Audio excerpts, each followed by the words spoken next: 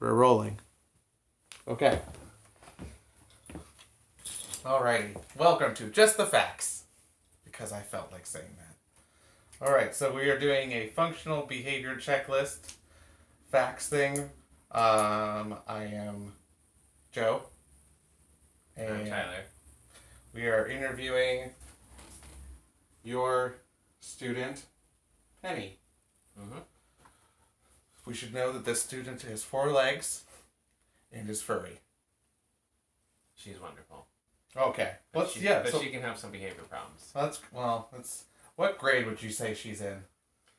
Well, she's about 6.5, almost 7 weeks. So, but in dog years, that's like, I think you skip. It's like 5 years old, 6 years old. Say kindergarten. Sure. Yeah, she actually is in intermediate puppy school. Intermediate puppy school. Mm-hmm. There's 11-1. So,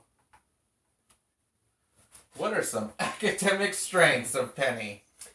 Well, you laugh, but honestly, when we take her to school, to puppy class, she does have to learn different commands, and she starts out with only a short attention span and gets longer over time, so it's kind of similar. Some academic strengths. Mm-hmm. She learns new skills very easily. All right. She's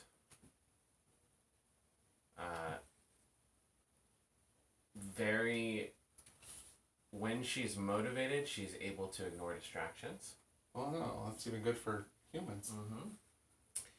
And academic strengths. She or loves, social recreational strengths. Okay, social strength for sure is that she is very loving and accepting of everyone. Loving and accepting. Mm-hmm. Any other strengths?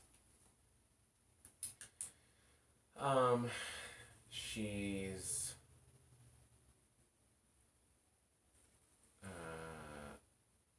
good at going to sleep in her crate and staying there overnight. Oh, that's good. Mm-hmm. And she's potty trained. Oh, and potty trained. Mm-hmm. She'll ask by tapping at the bells on the door if she needs to use the restroom. So she's learned some good life skills. That's good life skills. Great. Potty trained. It'll be really funny to turn this in. Alright, so let's have some routines here. So, what is her normal schedule? Sure. So she goes to bed around 7 every day. So we're gonna start. Where are we gonna start that? We're gonna start in the morning. Let's start with the morning. She wakes up around 7 a.m. So we'll do 7 a.m. And so the activity would be waking up. Yep, wakes up, uses the restroom outside, and gets breakfast. So okay, is there any problem behaviors that occur around then? No, she's really well behaved in the mornings. So on a 1 to 6, you'd say it's probably 1. Yeah. Low. Very, very well behaved then. That's not where she's trouble. We can instead of going through the whole day, we could identify what times. Is there certain times she has issues, or yeah, I would say so. Most days she's gonna start having issues around 4 o'clock. All right, so let's put 4 p.m. And what's the activity around that time? Well, the main issue is that she gets bored, and she needs to have mental and physical stimulation. She needs to get on a walk and smell different things, or play, or... So that's what you'd say the intervention for that problem behavior would be, was... meeting her needs. Meeting her needs. So with, and that, like you said, doing a walk, playing with toys and stuff with her, doing practice with treats and stuff of different commands that she's learned helps it makes her happy.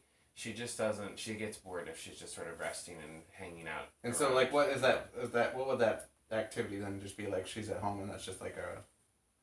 Well, the activity that she needs to do. No, that's what activity is that? When you get home, what's happening around that time with you guys? Is that nothing? Nothing, so it's kind of a... Yeah, I mean it's pretty. We just gotten home, so yeah, I guess we're making dinner and stuff. So and she we'll gets put, underfoot, and she's dinner. like, "Wait, I need something. I need." And what you know. on a 1 to 6? What would be likelihood of problem behavior? Assuming that we haven't had a chance to give her any exercise earlier in the day.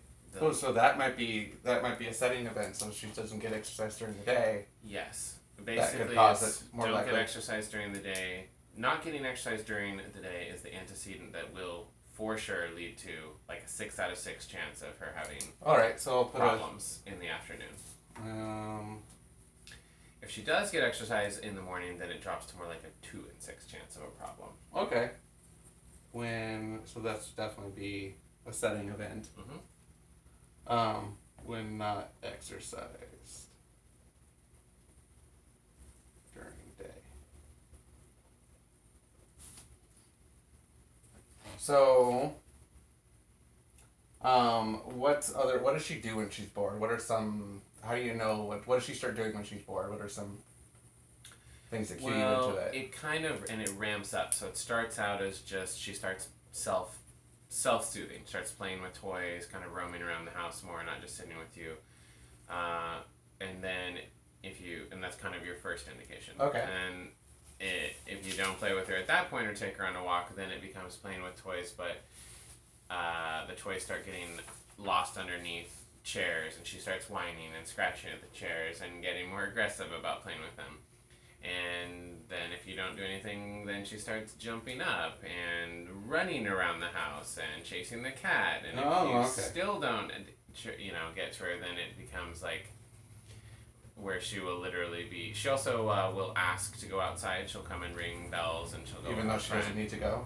Correct. She'll go and she'll basically ask to go to the restroom when that's not what it's about. It's about wanting to go outside.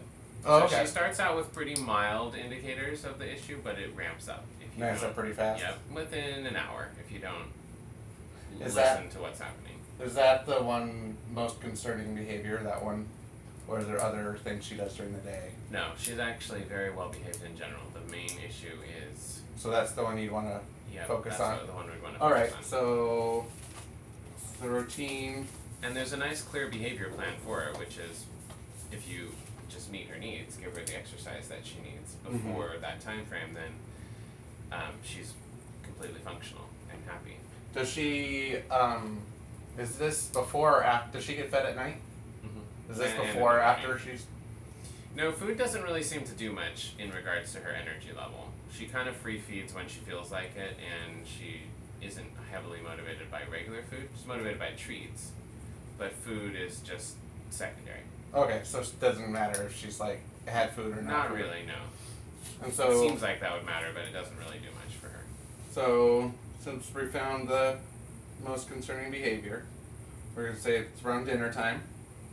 So 4 p.m. And problem behaviors is whining. So we're gonna actually do, not just say bored. We have to count. We don't want to just say bored because we can't really say what bored is. So bored. Right. What bored looks like is her whining. The outward symptoms of the boredom. Whining, playing. Getting kind of destructive with her toys. Not really destructive to the house, but destructive to the toys, which starts harming parts of the house because she gets playing aggressively with toys, running around, chasing the cat, chasing cat, disturbing other students, essentially. Yeah, because the cat's gonna be and the cat's very vocal too. And then jumping too.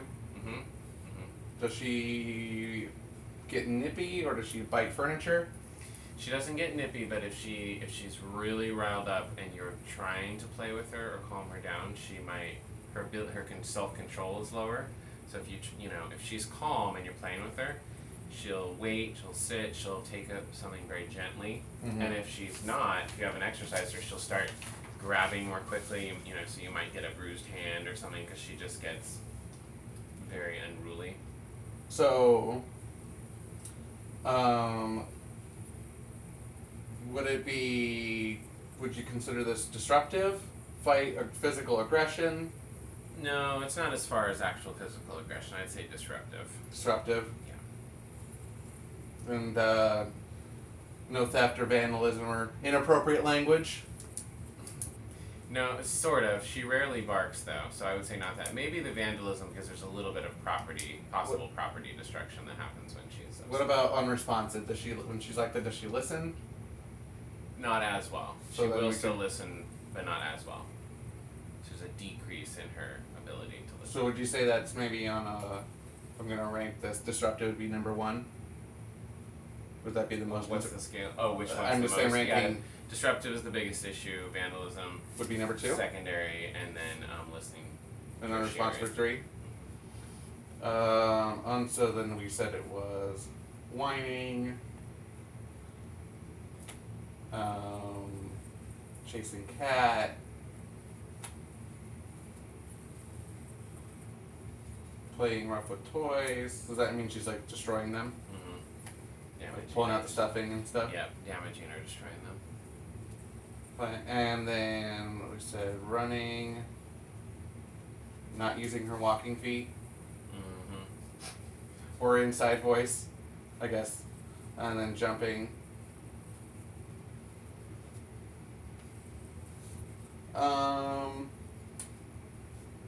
How often does this happen every day? Or you said only when? If the antecedent occurs, meaning if we do not walk her during a day, if she's had an extremely tiring day previously, so like if she goes to daycare and runs around all day in a field, then the next day you might not have to deal with this. It might be pretty relaxed, even if you don't take her on a walk. Okay, so But in a then normal day, if the previous day was just a normal day, then the next day at all times this behavior occurs. It's like all right. this will happen unless there's some mitigating circumstance of the previous day having a lot of chance to really get that energy out. So you'd say the setting event would be that this would more likely happen would be no exercise during the day or previous day. Yes. And then, so if she doesn't get that, it's gonna happen 100%. Mm-hmm. And then how long would it last? About 3 or 4 hours, so from 4 until about 7 or 8. All right. And then is this immediate danger to self or others? No. All right. So we figured out the antecedent. So okay. What are some? So she's bored with task work, task too long, physical demand. We'd say it's probably other, because it's not gonna probably be it's task not- too easy Exactly. or task too hard. It's not the work itself. It's more. Oh, here's isolated, no attention. Yeah, I was gonna say if you had a student, it's almost be more like not sufficient breaks. If we're talking about if you transferred this concept to a human student, it would be the equivalent of not giving a child recess all day, and then by the end of the day, they start having problems because they haven't had a chance to. So then this would probably the rank order strongest 3. So my list here, I got the ones I think would work would be isolated, no attention. Mm-hmm. Other, which would probably be like Lack of breaks. lack of break, Yeah.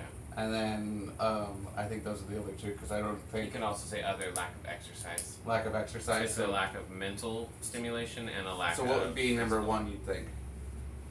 Probably the physical. So number 1 would Yeah, be because if she just goes on a heavy amount of exercise, no well, exercise. it's one of those things you'd actually have to like.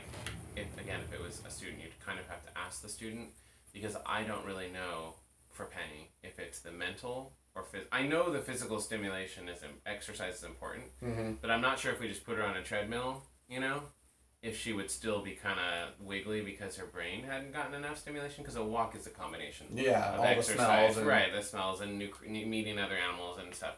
So yeah, that would be and peeing everywhere. exactly. It's not that but fun in on an a appropriate treadmill. spot.